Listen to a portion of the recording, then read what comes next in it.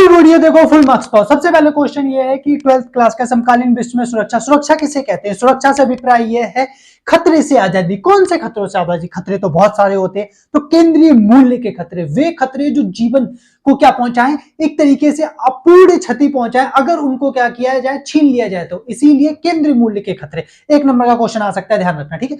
तो सुरक्षा की कितनी धारणाएं होती है? तो सुरक्षा की दो धारणाएं होती है, एक तो पारंपरिक धारणा होती है और दूसरी अपरंपराइक धारणा होती है। अब समझते हैं कि पारंपरिक धारणा में कितनी धारणाएं होती है। दो प्रकार की होती है इसमें, एक तो बाहरी सुरक्षा को शामिल किया जाएगा, दूसरा आंतरिक सुरक्षा को शामिल किया जाएगा। बाहरी सुरक्षा के अंदर समझते हैं कौन कौन से पॉइंट होते हैं। तो अब समझते हैं भारतीय बाहरी सुरक्षा से मतलब ही क्या होता है। मतलब ये होता है किसी दूसरे देश से क्या खतरा। अगर बाहरी सुरक्षा के अंदर जो हमारे पड़ोसी देश होते हैं, हमें उनसे ज्यादा खतरा होता है किसी भी तरीके के हमले का। तो अब मान के चलते हैं कि अगर हमें किसी देश के साथ हमले का खतरा है, तो वो हम उस स्थिति में क्या कर सकते हैं? तो उस स्थिति में हमारे पास तीन पॉइंट है। या तो हम आत्मसमर्पण कर सकते हैं, यदि सामने वाला शत्रु बहुत ताकतवर है तो आत्मसमर्पण करना सबसे बेहतर होता है, क्योंकि अगर आत्मसमर्पण कर भी दिया जाए तो उस स्थिति के अंदर वो दूसरे देश पर कब्जा नहीं करेगा।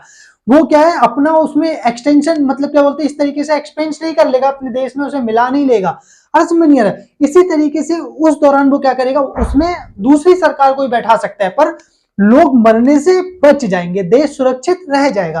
तो एक आत्मसमर्पण करना होता है। दूसरा क्या है, हमलावर को पराजित कर देना। अब मान के चलो कोई आप पे हमला करने की सोच रहा है, तो अगर आप उसको हरा देते हो तो दूसरा तरीका ये भी है, ठीक है।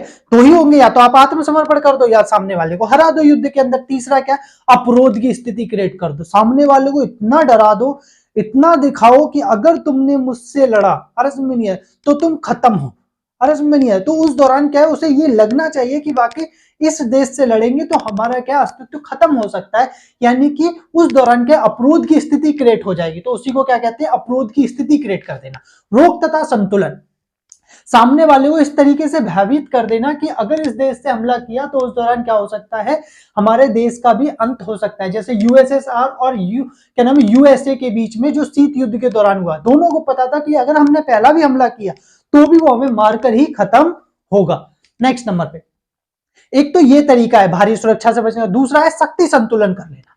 देखो हम सभी को पता होता है, मतलब इसमें एक देश को पता होता है निकट भविष्य के अंदर या आने वाले समय में कौन सा देश क्या हो सकता है, मतलब एक तरीके की चुनौती बन सकता है या हमारे अस्तित्व के लिए खतरा बन सकता है। जैसे कि अभी अभी इंडिया को ही ले लेते हैं। इंडिया को पता है कि निकट भविष्य में आकर हमारे लिए कौन समस्या क्रिएट कर सकता है, चाइना सबसे ज्यादा क्रिएट करेगा। और पाकिस्तान क्या करेगा, पर चाइना पाकिस्तान को यूज करेगा, अर्ज में नहीं है, वो आतंकवाद की रणनीति भारत में क्या है, जारी रखने की कह सकता है। तो इस वजह से ये दोनों निकट भविष्य में हमारे क्या बनेंगे, दुश्मन बनेंगे। तो उस दौरान हमें क्या करना चाहिए, शक्ति संतुलन करना चाहिए। पाकिस्तान तो हमसे बहुत कमजोर है, अर्ज में तो उसको तो हटा दो, अब चाइना को ले लो, क्योंकि चाइना हमसे बहुत ताकतवर है। अर्ज में अगर उसके और हमारे सैन्य बजट में देखा जाए तो मिनिमम मान के चल लो तो 3 गुने का अंतर है। दूसरे नंबर पे अगर मान के चल लो, सेना के अंदर भी अगर देखेंगे तो उसके जो इक्विपमेंट्स हैं, अरे समझे, वॉरफेयर जो भी वेपन्स हैं वो हमसे बहुत ज्यादा है, अरे समझिए। तो उस दौरान हमें क्या चाहिए, शक्ति संतुलन। शक्ति संतुलन कैसे किया जा सकता है, तो दो तरीके से, अपनी सैन्य शक्ति को बढ़ाकर। मैं कई बार कहता हूं कि भारत का जो बजट है, सैन्य बजट, वो चाइना के आधा पहुंचना चाहिए किसी भी कीमत पे। दो चीजें जरूरी है। पहले नंबर पे चाइना का जितना सैन्य बजट है भारत का आधे से ज्यादा होना चाहिए चाइना के। दूसरे नंबर पे हमारी जो इकोनॉमी है वो चाइना से आधे से ज्यादा इकोनॉमी होनी चाहिए। ये दो ही कंडीशन है अगर शक्ति संतुलन करना है तो, और ऐसा पॉसिबल होगा 10 से 20 साल के अंदर आसानी से। ओके, नेक्स्ट नंबर पे क्या, सैन्य शक्ति को बढ़ाकर। दूसरा, आर्थिक व प्रौद्योगिक शक्ति को क्या है, अपनाकर। देखो कोई, मैंने अभी बताया, कोई भी देश बिना आर्थिक ताकत बने सैन्य ताकत नहीं बन सकता। अगर पाकिस्तान या फिर श्रीलंका सोचे कि मैं इंडिया को कभी हराऊंगा तो ये पॉसिबल ही नहीं है। क्यों, क्योंकि उनके पास क्या नहीं, इकोनॉमिक पावर ही नहीं, वो इतना बजट कहां से लेकर आएंगे जो इंडिया को हरा पाए। अर्थ में नहीं यार, क्यों, इसी वजह से क्या, अब इंडिया ले लो। अब इंडिया क्या है, जो चाइना को अगर हराएगा तो उसकी एक ही शर्त है कि उसका खुद का क्या होना चाहिए, इकोनॉमी इतनी अच्छी होनी चाहिए कि वो उतना डिफेंस बजट खत्म कर सके। तो इसी वजह से क्या है, अपनी आर्थिक शक्ति मजबूत करके, जैसे अमेरिका है, देखो इकोनॉमिक पावर है, जब भी तो अपना बजट $800 बिलियन खत्म कर पा रहा है। आज समझिए, इंडिया क्या है, 100 बिलियन, मतलब $100 बिलियन खत्म नहीं कर पा रहा सैन्य बजट पे। क्यों नहीं कर पा, क्योंकि हमारी इकोनॉमी अभी उसके मुताबिक बहुत कम है। अगर हमारी भी इकोनॉमी उतनी होती तो हम भी बजट उतना ज्यादा खत्म करते। दूसरा, प्रौद्योगिक टेक्नोलॉजी। इंडिया टेक्नोलॉजी के मामले में भी पीछे है अभी। अरे में नहीं, अमेरिका टेक्नोलॉजी के मामले में सबसे अच्छा है, ठीक है, चाइना उस तरफ जा रहा है, इंडिया भी अब क्या चलना शुरू कर दिया है। मैं मोदी के कार्यकाल को सबसे बेहतर कार्यकाल मानता हूं, क्योंकि उन्होंने काफी चीजों में क्या चेंजेस किए और जो बेहतर है, ठीक है। नेक्स्ट नंबर पे अब आ जाते हैं, तीसरा जो तरीका है वो क्या है बाहरी सुरक्षा से बचने का, यानी दूसरे देशों से, ठीक है, वो गठबंधन बनाना। अगर आपको लग रहा है कि निकट भविष्य के अंदर हम शक्ति संतुलन नहीं कर पाएंगे, यानी कि हम अपनी इतनी पावर नहीं बढ़ा सकते, ना ही सैन्य शक्ति उतनी ला सकते हैं और ना ही अपनी आर्थिक व प्रौद्योगिक टेक्नोलॉजी उतना एक्सेप्ट कर सकते हैं। जैसे मान के चलो एक एग्जांपल, छोटे कोई भी देश ले लो, वो इंडिया के बराबर नहीं कर सकते। अरे तो वो क्या कर रहे हैं, वो उस दौरान गठबंधन कर ले रहे, किससे, चाइना से जाके मिल जा रहे। हम ये देख रहे हैं कि हमारे पड़ोसी देश सारे चाइना के जाके मिल जा रहे, क्यों, उन्हें लग रहा है कि भारत निकट भविष्य में क्या है, खतरा बन सकता है, जबकि ऐसा है नहीं। हर समय जबकि चाइना उनके लिए सबसे बड़ी क्या है, दिक्कत बनेगा, वो अलग बात है। हमें पता है कि चाइना हमारे लिए सबसे बड़ी दिक्कत बनेगा, इसीलिए हम गठबंधन कर रहे हैं। जैसे एक छोटा सा एग्जांपल देता हूं, हमने अमेरिका के साथ, ऑस्ट्रेलिया और जापान के साथ मिलकर क्या बनाया, क्वाड बनाया। जो क्वाड है, वो क्वाड क्या है, एक तरीके का सिक्योरिटी अलायंस ही तो है, एक तरीका का क्या है, सिक्योरिटी अलायंस ही तो है, ठीक है। तो गठबंधन बनाना होगा। जैसे एक एग्जांपल देता हूं, अमेरिका ने यूएसएसआर को हराने के लिए 1980 के अंदर, कब, 1980 के अंदर आतंकवादियों से क्या किया, यानी इस्लामिक आतंकवाद से हाथ मिलाया, जिससे कि यूएसएसआर को हराया जा सके। यही समझने वाली बात यह कि जैसे ही यूएसएसआर खत्म हो गया, अरे समझिए, वैसे ही अब उसका आतंकवादी, मतलब जो इस्लामिक आतंकवाद था, उससे उसका कोई लेन देना नहीं रहा। तो इसी वजह से उसने क्या, उनको फंडिंग करना बंद कर दी, जैसे अलकायदा हो गया, तालिबान हो गया, इन तरीके को फंडिंग नहीं दी, जिसकी वजह से अब इन्हें लगा कि यार ये हमें फंडिंग क्यों नहीं दे रहा है, इसलिए उन्होंने अमेरिका को ही टारगेट बनाया और 9/11 की घटना की। जब 9/11 की घटना अमेरिका के ऊपर हुई और अमेरिका के 3000 लोग मारे गए, 4 विमानों को उसने वर्ल्ड ट्रेड सेंटर नॉर्थ, क्या नाम है, उत्तर और दक्षिण, नॉर्थ और क्या नाम है आपका साउथ की तरफ, 2 वर्ल्ड ट्रेड सेंटर, एक ना आपका क्या बोलते हैं पेंटागन के ऊपर फोड़ा, जो अमेरिका का रक्षा विभाग था, ठीक है। तो इस वजह से क्या हुआ, अमेरिका ने ही अब क्या कर दी, जंग छेड़ दी, किसके खिलाफ, आतंकवाद के खिलाफ, अलकायदा और तालिबान के खिलाफ। अब समझना, राष्ट्र हित बदलते हैं तो गठबंधन बदलते हैं। और जैसे अमेरिका का क्या है, गठबंधन नाटो ले लो, ठीक है। नाटो एक लिखित क्या है, मतलब एक संधि पूर्वक क्या है, एक संगठन है, यानी इसके अंदर जितने देश शामिल हैं वो सुरक्षा को लेकर क्या है, एक दूसरे के लिए प्रतिबद्ध है, ठीक है। अगर एक पे हमला होगा तो सभी देश मानेंगे कि हम पर हमला हुआ है। अब समझते हैं कि जो बाहरी सुरक्षा है, पारंपरिक धारणा की जो बाहरी सुरक्षा है, उसके अंदर हर देश को अपनी सुरक्षा की जिम्मेदारी खुद लेनी पड़ेगी। इसका मतलब यह है कि हम ये नहीं सोच सकते कि कोई देश हमें बचाएगा, या इंटरनेशनल ऐसा कोई और इंटरनेशनल गवर्नमेंट कोई हो जो हमें बचाए, ऐसा नहीं है। असल में तो अपने देश की सुरक्षा अपने हाथ में लेनी पड़ेगी। यूएनओ क्या है, कोई इंटरनेशनल गवर्नमेंट नहीं है, वो एक क्या है, अंतरराष्ट्रीय संगठन है जो अपने सदस्य देशों का गुलाम है। वो जितनी पावर उसे देते हैं उतनी ही उसके पास पावर है, तो हर देश को सुरक्षा की जिम्मेदारी खुद लेनी पड़ेगी। तो ये कारण है जिसकी वजह से वो क्या है, अपनी सुरक्षा कर सकते हैं। अब आ जाते हैं आंतरिक सुरक्षा, मतलब क्या बोलते हैं, दूसरा जो है आंतरिक सुरक्षा। पारंपरिक धारणा की आंतरिक सुरक्षा क्या है। अब आंतरिक सुरक्षा समझते हैं क्या है। जब यूएसएसआर और रशिया, अमेरिका, कौन सा, सोवियत संघ और अमेरिका, इन दोनों की और यूरोपीय देश या पश्चिमी मुल्क के जो देश थे, उनकी जो सीमाएं थी वो पूरी तरीके से सुरक्षित थी, ठीक है। इनके देश के अंदर किसी तरीके की कोई आंतरिक अशांति नहीं थी, गृह युद्ध का कोई चांस नहीं था, क्योंकि जनता संतुष्ट थी अपनी सरकारों से। क्लियर हो गया। तो इसी वजह से क्या हुआ कि आंतरिक सुरक्षा का मुद्दा उतना महत्वपूर्ण नहीं रहा, ठीक है। जैसे जैसे क्या हुआ कि ब्रिटिश जो, मतलब क्या बोलते हैं, ब्रिटिश और फ्रांस के जो देश गुलाम थे, सेकेंड वर्ल्ड वॉर के बाद उन्होंने स्टार्ट किया डिमांड करना कि हमें आजाद करो। और देखो, दूसरे विश्व युद्ध का सबसे बड़े 2 ही फायदे हुए। पहला फायदा यह हुआ कि जितने गुलाम देश थे उन सभी को आजाद किया जाने लगा, और दूसरा फायदा यह, औरतों को घर से बाहर निकलने की आजादी मिली। उससे पहले हर देश अपने औरतों को बाहर नहीं निकलने दे रहा था। क्यों नहीं निकलने दे रहा था, क्योंकि आदमी कमा रहे थे। पर सेकंड वर्ल्ड वॉर में इतने आदमी मारे गए कि काम करने वाली लेबर फोर्स की क्या हो गई, कमी हो गई। समझिए, तो इस वजह से महिलाओं को भी अपनी देश की इकोनॉमी में अपने परिवार पालने के लिए घरों से बाहर नहीं निकलना पड़ा। तो 2 फायदे सेकंड वर्ल्ड वॉर के हुए। अब जब जो देश आजाद हुए उन्होंने क्या किया, अब समझते हैं। यहाँ पर फ्रांस ने वियतनाम को आजाद किया, नेक्स्ट नंबर पे यूके ने, यूनाइटेड किंगडम ने केन्या को आजाद किया, ठीक है। और इनके अंदर क्या है, इन्हें जूझना पड़ा सिविल, मतलब एक तरीके से युद्ध से जूझना पड़ा। किसको, जो क्या नाम है, यूरोपीय पावर थी उनको, ठीक है। पर वो निकल गए। अब उस दौरान इन्हें डर ये रहा था, जितने देश आजाद हुए थे उन्हें ये डर था कि ये जो यूरोपीय देश है वो कहीं हम पे हमला ना कर दें, क्योंकि हमें आजाद कर रहे हैं, उसके बाद वो हम पे हमला भी कर सकते हैं। तो एक तो उन्हें डर इस बात का था, और दूसरा डर ये था कि अपने पड़ोसी देशों से खतरा था। और इसमें जैसे इंडिया है 1947 में आजाद हुआ और पार्टीशन भी हुआ, देश क्या हुआ, दो हिस्सों में बटा। अब पाकिस्तान से खतरा कि वो कभी भी युद्ध छेड़ सकता है। देखो ना 1947-48 में युद्ध किया, 1965 में युद्ध किया, 1971 में युद्ध किया, अरे समझ में नहीं आ रहा। तो और इधर चाइना से ले लो, पड़ोसी देश से खतरा था। ऐसी ज्यादातर जो देश थे आजाद हुए उन सभी को खतरा था अपने पड़ोसी देशों से, कहीं ये हम पर हमला ना कर दे। तो इसका रीजन ये रहा कि आंतरिक सुरक्षा महत्वपूर्ण मुद्दा बनकर निकल के आई सेकेंड वर्ल्ड वॉर के बाद। ठीक है, किन देशों के अंदर, जो नव स्वतंत्र देश थे, जो नए नए देश आजाद हो रहे थे, उनके अंदर ये समस्या हुई। पुराने मतलब जो वेस्टर्न कंट्रीज थी, यूएसएसआर था, इनमें ऐसी कोई दिक्कत नहीं थी। ठीक है, तो उस दौरान क्या क्या घटनाएं घट रही थी, देखो समझना। जब इंडिया आजाद हुआ तो आंतरिक गृह युद्ध की चांसेस थी कि आंतरिक सैन्य संघर्ष छिड़ जाए, मतलब इसमें कोई एक समुदाय दूसरे समुदाय को जान से मारने की सोच ले।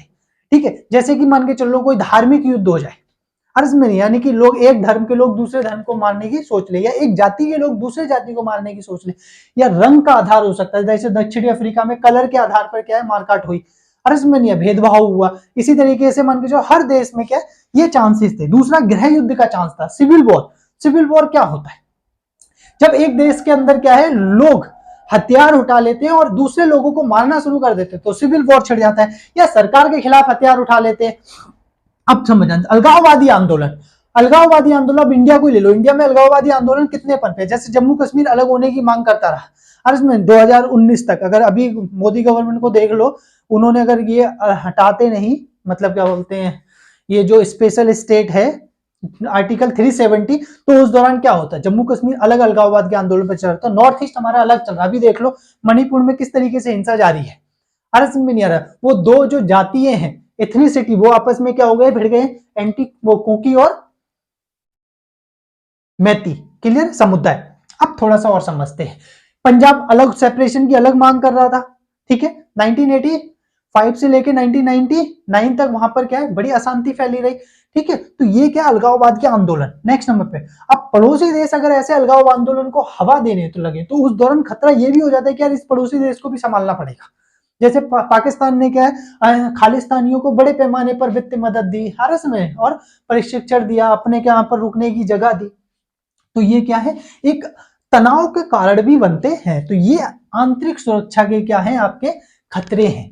ठीक है, कि ये स्थितियां देश के अंदर उत्पन्न हो जाती हैं। तो ये पारंपरिक धारणा है, पुराने समय से चली आ रही है। अब समझते हैं अपारंपरिक धारणा। ठीक है, अब इसको रोकेंगे कैसे, तो वो ये है। ठीक है, अब समझना, यहां मैं बिल्कुल नॉन स्टॉप बताया जा रहा हूं हर चीज को, और इसलिए बिल्कुल फोकस देके ध्यान देना है। अब समझते हैं ये बाहरी सुरक्षा और आंतरिक सुरक्षा से कैसे जूझ सकते हैं, कैसे निपट सकते हैं। ठीक है, तो देखो इंडिया आंतरिक सुरक्षा से तो बेहतर तरीके से लड़ रहा है। अब समझते हैं यहाँ पर सुरक्षा के पारंपरिक तरीके, बाहरी जो खतरा है वो कैसे निपटा जाए। तो 3 रीजन है। ठीक है, सुरक्षा के पारंपरिक तरीके के अंदर एक तो निशस्त्रीकरण है। इसका मतलब यह है कि हथियार ही पूरी तरीके से क्या ना किए जाए, निशस्त्रीकरण कर दिया जाए, सभी लोग हथियारों को बंद कर दें। तो कौन कौन से वो हथियार हैं जिनको पूरी तरीके से बंद करने पर सहमति हो गई। केमिकल वेपन्स कन्वेंशन, कौन सा, chemical weapons convention. Next number biological weapons convention. समझ में नहीं आ रहा। तो ये 2 हथियार ऐसी संधियां हुई, ठीक है, एक 1972 में हुआ, एक 1988 में हुआ। ठीक है, इसका मतलब यह था कि केमिकल वेपन्स कोई भी यूज नहीं करेगा युद्ध के अंदर और ना ही बनाएगा। ठीक है, नेक्स्ट नंबर इसमें था बायोलॉजिकल वेपन्स कोई भी नहीं बनाएगा और ना ही उनका प्रयोग करेगा युद्ध के अंदर। क्यों, क्योंकि ये बहुत घातक हथियार होते हैं। हर इसमें जैसे अभी मान के चलो इजराइल ने फॉस्फोरस, व्हाइट फॉस्फोरस क्या बोलते हैं बॉम्ब का यूज किया, अगर ये है अरे तो केमिकल वेपन्स कन्वेंशन का उल्लंघन है।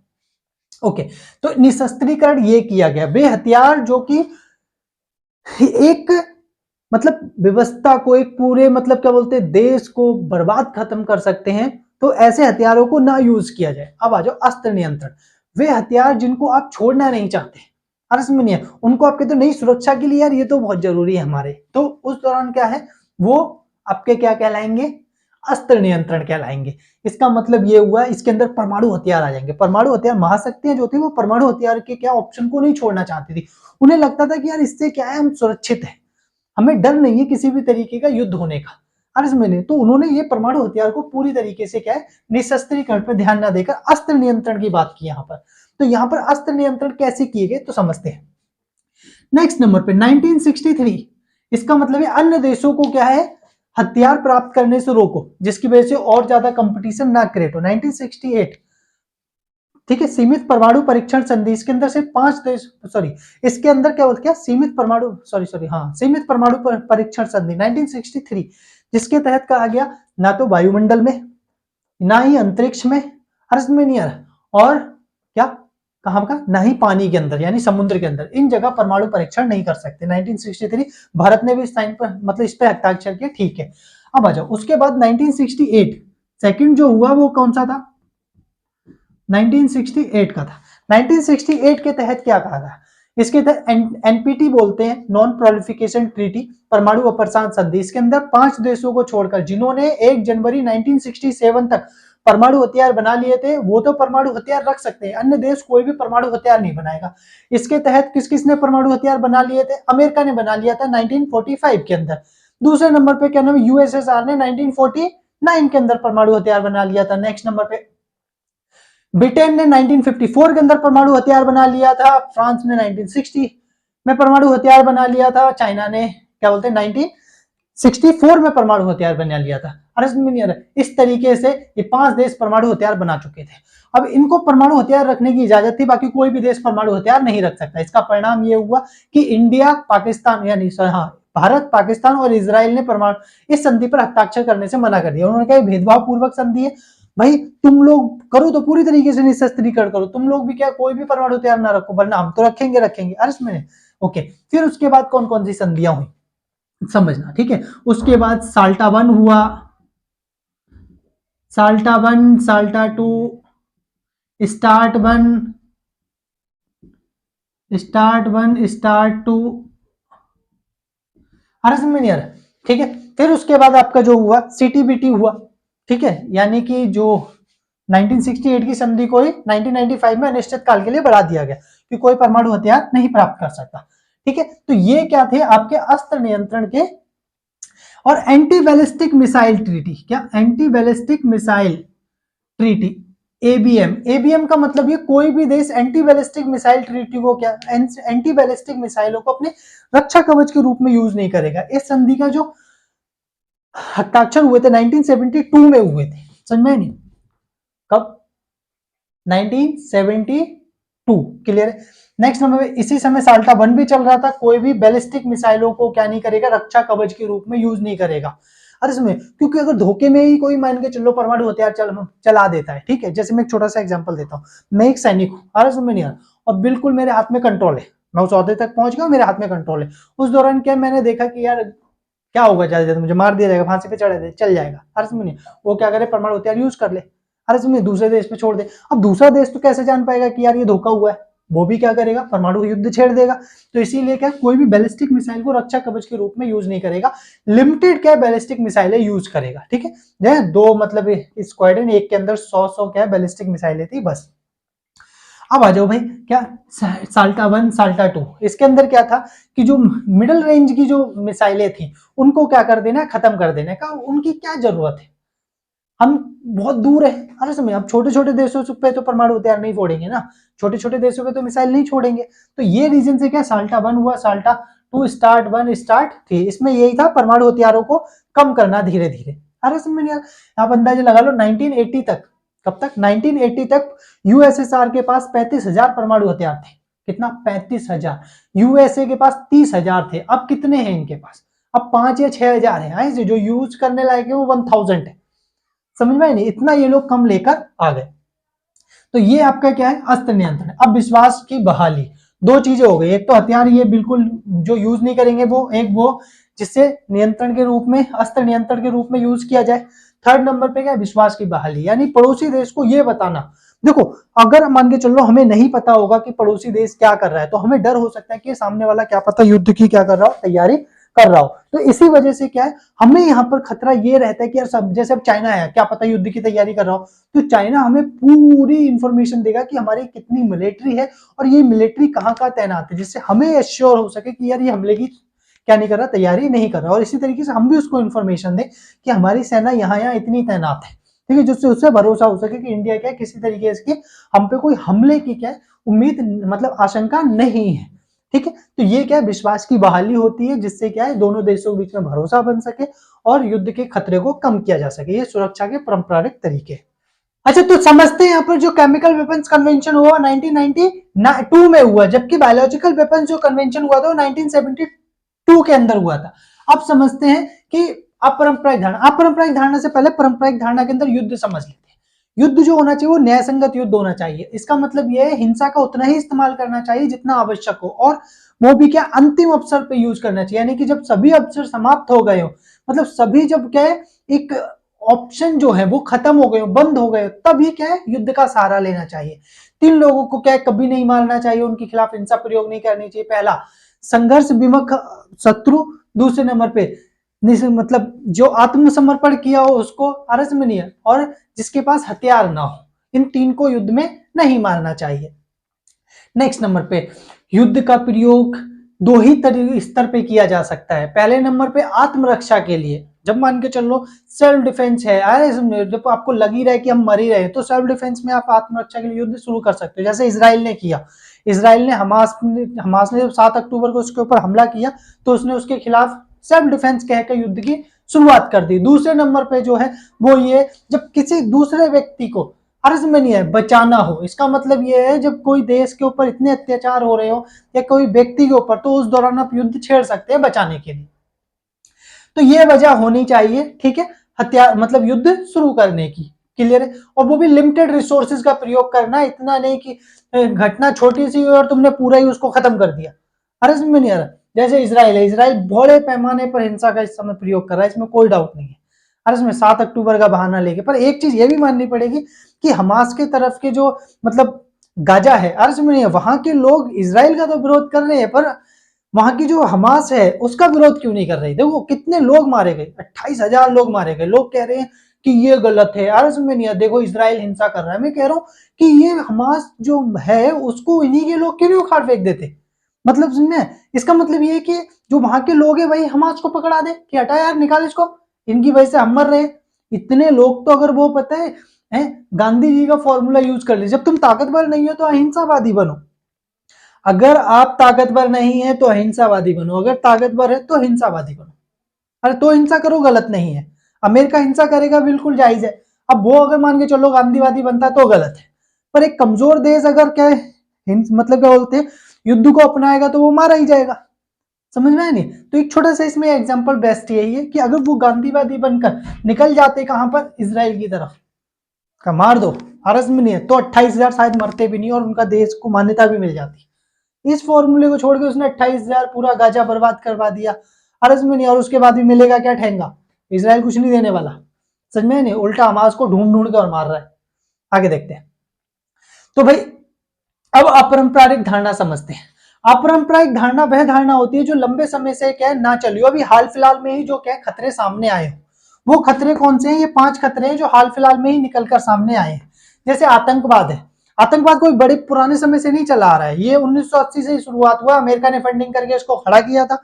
अब जब अमेरिका के खिलाफ ही हो गया तो इसने पूरे विश्व में चिल्लाया कि यार आतंकवाद नाम की कोई चीज होती है। जब से इंडिया चिल्ला रहा था कि देखो हमारे ऊपर आतंकवादी हमले हो रहे हैं, तो नहीं नहीं नहीं नहीं नहीं नहीं, ये तुम्हारे ही देश के कौन लोग हैं, असंतुष्ट लोग हैं, जो क्या है सरकार को जगाने की कोशिश कर रहे हैं। हम कह रहे नहीं पाकिस्तान से क्रॉस बॉर्डर टेररिज्म हमारे देश में प्रमोट कर रहा है पाकिस्तान, मानने को तैयार। जब 9/11 हमला हुआ उसके बाद उससे क्या है भरोसा हुआ आतंकवाद भी कोई चीज होती है। आतंकवाद से पीड़ित कौन कौन से देश है, एक कॉन्टिनेंट देख लेते हैं। तो यहाँ पर क्या है बोलते हैं, अपना जो एशिया कॉन्टिनेंट है उसमें आतंकवादी घटनाएं होती हैं, यूरोप में होती हैं, और इसमें नहीं है। नेक्स्ट नंबर पे लेटिन अमेरिका में आतंकवादी घटनाएं होती हैं। समझ में नहीं है? अभी अमेरिका देखा जाए तो नॉर्थ अमेरिका उसने काफी अपने देश को सुरक्षित कर लिया, पूरे कॉन्टिनेंट को। आ जाते हैं मानव अधिकार। मानव अधिकार की श्रेणियां कितनी है? तो 3 श्रेणियां मानव अधिकार की, एक आया भी था क्वेश्चन। पहला जो है वो राजनीतिक अधिकार। राजनीतिक अधिकार के अंदर क्या क्या आएगा? अभिव्यक्ति की आजादी और सभा करने की आजादी। नेक्स्ट नंबर पे आर्थिक व सामाजिक अधिकार, और थर्ड नंबर पे जो है वो अल्पसंख्यकों के अधिकार, जातीय हो सकते हैं, धार्मिक हो सकते हैं, अरसमनीय उनके अधिकार आएंगे। ठीक है, अब इनमें मानव अधिकार को लेकर एक ये सहमति नहीं बन पा रही है कि ये मतलब सार्वभौमिक वयस्क मताधिकार हो, वो सार्वभौमिक क्या बोलते हैं मानव अधिकार हो जिसपे स्वीकृति हो, और इनके उल्लंघन होने की स्थिति में विश्व समुदाय को क्या करना चाहिए और कितना करना चाहिए, अर्ज में इसको लेकर भी असहमति बनी हुई है। विश्व निर्धनता को आप समझते हैं, वर्ल्ड के अंदर 800 क्या 800 करोड़ लोगों की आबादी पहुंच चुकी है, जिसके अंदर मात्र 50% यानी 50% लोग मात्र 6 देशों के अंदर रह रहे हैं, India, China, Pakistan, Bangladesh, Indonesia और नाइजीरिया। इन 6 देशों के अंदर ही कितने 50% लोग रह रहे हैं। 2 ही देश के अंदर मान लो आधे 140 करोड़ हमारे देश में हो गए, 140 करोड़ किसमें हो गए, चाइना के अंदर हो गए, 280 तो यही हो गए, अर्ज में नहीं है। पाकिस्तान की आबादी ले लो 24 करोड़ हो गया, ठीक है। इंडोनेशिया ले लो, बात समझ में नहीं आ रही है। नेक्स्ट नंबर पे किसको ले लो, इसका बांग्लादेश ले लो, समझ में नहीं, और नाइजीरिया ले लो। टोटल मिलाओगे तो कितना पहुंच जाएगा, 400 के लगभग पहुंच जाएगा, ठीक है। तो अब समझते हैं ये निर्धनता होने के इनके कारण क्या है। निर्धन होने के कारण जो पहला कारण यहाँ पर हम दे सकते हैं वो ये है कि इनकी जो आबादी है अर्ज में नहीं आ रहा, यानी कि प्रजनन दर अधिक है और प्रति व्यक्ति आय कम है, जो क्या है इनको गरीब बनाने में और मददगार कार्य हो रही है। इसका मतलब ये बड़े पैमाने पर ये क्या कर रहे हैं, अपनी आबादी बढ़ा रहे हैं। एक एक घर के अंदर 5-5 10-10 लोग हैं, देखो अर्ज में नहीं आ रहा। अब उनकी कमाने वाले कम है, एक ही या 2 ही व्यक्ति कमा रहे हैं, मान के चलो 5 बच्चे अगर पाल रहे हैं तो उस दौरान क्या है प्रति व्यक्ति जो खर्चा होगा, पर बच्चे पे खर्चा वो कम होगा, जिससे क्या है उनको बेटर एजुकेशन नहीं मिल पाएगी, बस समझ में नहीं रही, बेटर हेल्थ नहीं मिल पाएगी, बेटर डाइट नहीं मिल पाएगी, जिसकी वजह से क्या है वो और ज्यादा गरीब होंगे। यही विकसित देश है, उन्होंने अपनी आबादी को क्या किया है, कंट्रोल किया है, समझ में, जनसंख्या को कम किया है या नियंत्रित किया है, और जो क्या नाम है प्रति व्यक्ति आय है वो बढ़ी है, जिससे वो अमीर देश और अमीर बने हैं। काफी विकासशील देश भी ऐसे हैं जिन्होंने अपनी जनसंख्या वृद्धि को रोका है और प्रति व्यक्ति आय को बढ़ाया है, ठीक है, पर ज्यादातर विकासशील देश ऐसा करने में असमर्थ हुए, ठीक है। अब समझते हैं कि जो ये वैश्विक निर्धनता है, समझना, ठीक है, वैश्विक निर्धनता ही युद्धों का कारण बनती है, ठीक है। 1900 किसमें, ठीक है, शरणार्थी में ले लेंगे, यहीं पे बता देते हैं, ठीक है, जो शरणार्थी बनते हैं वो कैसे बनते हैं, ठीक है। वैश्विक निर्धनता ये पॉइंट है, ठीक है। अब समझते हैं कि ये निर्धनता कैसे खत्म होगी। हम पहले ये समझते हैं कि 1950 में, सॉरी, हाँ, विकासशील देशों को ले लेते हैं। विकासशील देशों के अंदर अगले अरे समझ में नहीं आ रहा 50 सालों के अंदर, ठीक है, यानी 2050 तक ले लो, 2050 तक 3 गुना आबादी जो गरीब देश है उनकी बढ़ेगी, और इनके क्या है जो गरीब देश है मतलब वो गरीब और होंगे, जबकि विकासशील विकसित देश आगे जाकर और क्या होंगे, ताकतवर होंगे, बात समझे, और रिच होंगे, ठीक है, और अपनी आबादी को ये कम करेंगे, जबकि जो अल्प विकासशील देश है उनकी आबादी क्या होगी और बढ़ेगी, बात समझ में आ गई, ठीक है। ये क्या है वैश्विक निर्धनता को और ज्यादा प्रमोट करेंगे, ठीक है। अब ले लेते हैं अफ्रीका के अंदर, ले लेते हैं अफ्रीका जो है उसमें सबसे ज्यादा गरीबी है, बस में, और उत्तरी अफ्रीका के अंदर तो और ज्यादा गरीबी है, ठीक है। इसी वजह से लोग बेहतर लाइफ जीने के लिए, बेहतर जीवन जीने के लिए किधर की तरफ क्या करते हैं, विकसित देशों की तरफ स्थानांतरित करते हैं, मतलब उसमें विकसित देशों की तरफ जाते हैं।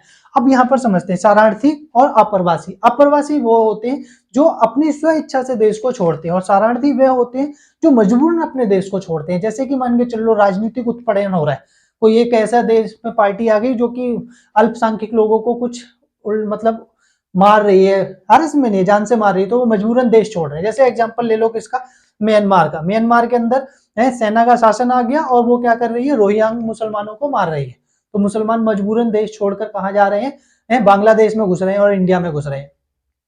इसी तरीके का एक और एग्जांपल ले लेते हैं, ठीक है। अब देखो कोई भी देश जो है वो शरणार्थियों को तो एक्सेप्ट करना, मतलब क्या बोलते हैं, एक्सेप्ट कर लेगा, और इस पर अप्रवासियों को एक्सेप्ट करना ना करना उनकी इच्छा वाली बात होती है, ठीक है। लोग बेहतर जीवन के लिए जाते हैं दूसरे देशों के अंदर। अब महामारी ले लेते हैं, ठीक है। महामारी जैसे एड्स हो गया, वर्ल्ड वो एड्स हो गया, नेक्स्ट नंबर पे सार्स हो गया, ठीक है। नेक्स्ट सार्स के बाद हेपेटाइटिस बी हो गया, है ना, नेक्स्ट नंबर हेपेटाइटिस सी हो गया, कोविड-19 हो गया, ऐसी महामारियां बहुत आती हैं, अर्ज में नहीं है। अब इन महामारियों से कोई एक देश नहीं निपट सकता। जैसे एड्स को ले लेते हैं, अफ्रीका को गरीब बनाने के अंदर एड्स की बहुत बड़ी महत्वपूर्ण भूमिका है। बोट्सवाना वहां देश के अंदर हर एक मतलब 5 में से 1 व्यक्ति एड्स से पीड़ित है, जबकि अफ्रीका के अंदर, किसमें, अफ्रीका में 6 में से 1 व्यक्ति क्या एड्स से पीड़ित है। नेक्स्ट नंबर पे वहां पर क्या है कि बीमारियों का इलाज भी उतना नहीं है, जबकि विकसित देशों के अंदर देखा जाए तो वहां पर मृत्यु दर उन्होंने कम कर ली है, क्योंकि उन्होंने उसके इलाज भी ढूंढ लिए, जबकि अफ्रीकी देशों में वो इलाज क्या है बहुत महंगे हो जाते हैं, इसलिए हर कोई उसे नहीं करा पाता। समझ में आया नहीं है? ठीक है, इसी तरीके से मान के चलो ये छोटी छोटी बीमारियां होती हैं, जैसे कि मान के चलो हैजा हो गया, टीबी हो गई, है ना। नेक्स्ट नंबर पे ये जो डेंगू हो गया, ये सारी क्या है प्रतिरोधकता इन्होंने प्राप्त कर ली है, जिसकी वजह से इन्हें पूरी तरीके से खत्म नहीं किया जा रहा, नहीं किया जा पा रहा है। क्यों नहीं किया जा रहा? जैसे अभी प्रतिरोधकता आ गई तो अभी नहीं फैल रही है, जैसे एंटीबॉडीज कम होंगी वो बीमारी क्या कर लेती है, फैल जाती है। बात समझ में ही नहीं आ रही? तो ये वजह रहती है, ठीक है, महामारियां फैलती हैं। कोविड-19 ही अभी इसका एक बेस्ट एग्जांपल अभी आप सब देख सकते हो, ठीक है। तो अब यहाँ समझते हैं कि क्या क्या समस्याएं हैं, ठीक है। अपरंपरागत जो धारणाएं होती है उनके अंदर क्या है कि ये जो घटनाएं घट रही है उनको वैश्विक सहयोग चाहिए होता है अर्ज में, क्योंकि ये वो घटनाएं हैं जिससे पूरा विश्व प्रभावित होगा। इसमें तीन सबसे बेस्ट है, ग्लोबल वार्मिंग, ग्लोबल वार्मिंग होती है और उससे समुद्र का तल, अगर समुद्र का जल स्तर बढ़ता है, अगर 1.5 मीटर भी, यानी मिनिमम मान के चलो अगर 1.5 से 2 मीटर समुद्र स्तर बढ़ता है तो म्यांमार पूरा देश पानी में डूब जाएगा, मालदीव पूरा पानी में डूब जाएगा, जबकि बांग्लादेश का 20% हिस्सा पानी में समा जाएगा। और थाईलैंड थाईलैंड की 50% आबादी को क्या होगा, नुकसान पहुंचेगा। अब समझते हैं क्या दूसरे नंबर पे आप किसका एग्जांपल ले लेते हैं? दूसरे नंबर पे एग्जांपल ले लेते हैं उसका, एक ये हो गया, हाँ, जब एक देश के द्वारा दूसरे देश के क्या सिटीजन को मारा जा रहा हो, किसको?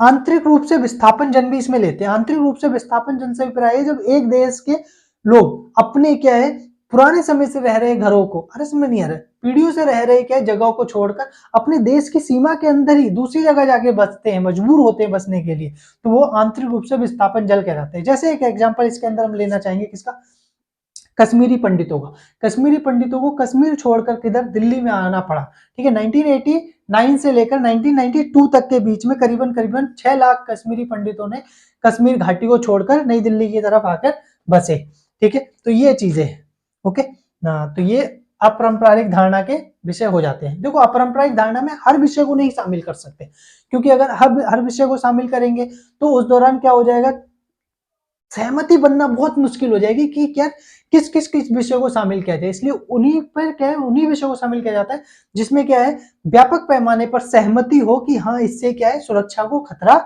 है। समझ, सहयोग मूलक सुरक्षा अपरंपरारिक धारणाएं होती हैं। अपरंपरारिक धारणाओं से निपटने के लिए, जो अपरंपरारिक खतरे उनसे निपटने के लिए सहयोग की ज्यादा जरूरत होती है सैन्य संघर्ष से, क्योंकि सैन्य संघर्ष ऐसी स्थिति को क्या कर सकती है और बढ़ा सकते हैं। जैसे कि एक एग्जांपल ले लो, सैन्य संघर्ष आतंकवाद से लड़ने में तो कारगर हो सकता है, मानवाधिकारों को लागू करने के लिए भी क्या है इसका प्रयोग किया जा सकता है, पर सोच के चलो कहीं पे गरीबी मिटानी है तो उसके अंदर सेना क्या करेगी, में नहीं है, क्योंकि कहीं पर क्या है लड़ाई झगड़े इसीलिए, मारकाट इसलिए क्योंकि गरीब और अमीर के बीच में लड़ाई हो गई है, ठीक है। ऐसे तेल संसाधनों की आपूर्ति, जो जरूरी संसाधन है उनको क्या किया जा रहा है, रोका टोका जा रहा है। अरे इसमें आपूर्ति नहीं हो पा रही, क्यों नहीं हो पा रही है, क्यों? क्योंकि उस देश के जो लोकल लोग हैं, आदिवासी लोग हैं, वो उसका विरोध कर रहे हैं। नेक्स्ट नंबर पे मान के चल लो, नेक्स्ट क्या है, अप्रवासियों और शरणार्थियों की आवाजाही का प्रबंधन करना। अगर आप ऐसा नहीं कर पा रहे, कोई एक देश दूसरे देश में जा रहे हैं लोग काम करने और उन्हें अगर सुरक्षा नहीं महसूस हो रही है तो वो कोई दूसरे देशों में क्यों जाएगा? अरे समझ नहीं है, या महामारी है उनसे लोग मर रहे हैं, जैसे कोविड-19 है, कितने लोग मारे गए, अरे समझ नहीं है, पर सारे देशों की सरकारों ने बेहतर करने का प्रदर्शन किया, ठीक है। तो ये वो घटनाएं हैं जिनके अंदर क्या आपसी सहयोग की जरूरत है, ना कि संघर्ष की। तो इस स्थिति के अंदर क्या करना चाहिए, सहयोग। अब सहयोग कैसा हो सकता है, तो सहयोग की रणनीति तैयार करने के लिए या तो द्विपक्षीय हो सकता है, बायलैटरल हो सकता है, यानी दो देश मिलकर सहयोग कर सकते हैं आपस के अंदर, या हो सकता है कि मल्टीलेटरल हो, बहुत सारे देश मिलकर क्या है सहयोग कर सकते हैं, या पूरा एक क्षेत्र क्या कर सकता है उसमें सहयोग कर सकता है। जैसे कि मान के चलो अभी साउथ एशिया एक क्षेत्र है, अरे समझिए महादेश ही ले लो, जैसे कि महादेश के अंदर पूरा कॉन्टिनेंट हो गया, ठीक है। जैसे कि नॉर्थ कॉन्टिनेंट ने पूरा क्या ना, जो पहले नाफ्टा बनाया हुआ था, अरे समझ नहीं, अब उसका नाम बदल गया बस, ठीक है। या ग्लोबल हो सकता है, जैसे कि यूनाइटेड नेशंस हो गया, अरे समझ नहीं, तो ये वैश्विक हो गए। अन्य भी अंतरराष्ट्रीय संस्थाएं जैसे कि वर्ल्ड ट्रेड, यूएनओ हो गया, मतलब क्या बोलते हैं वर्ल्ड ट्रेड ऑर्गेनाइजेशन हो गया, वर्ल्ड बैंक हो गया, IMF हो गया, अरे स्वयं सेवा संगठन हो गए, मल्टीनेशनल कंपनीज हो गई, अरे समझ नहीं है। नेक्स्ट नंबर पे कुछ जो समाज सेवी संगठन हो गए या समाज सेवी व्यक्ति हो गए, जैसे mother Teresa, Nelson Mandela, clear. Next number अंतिम उपाय ध्यान दो, अगर उसके बाद भी अगर मान के चलो इतना सहयोग हो रहा है, फिर भी कोई देश ऐसा है जो मानवाधिकारों की रक्षा,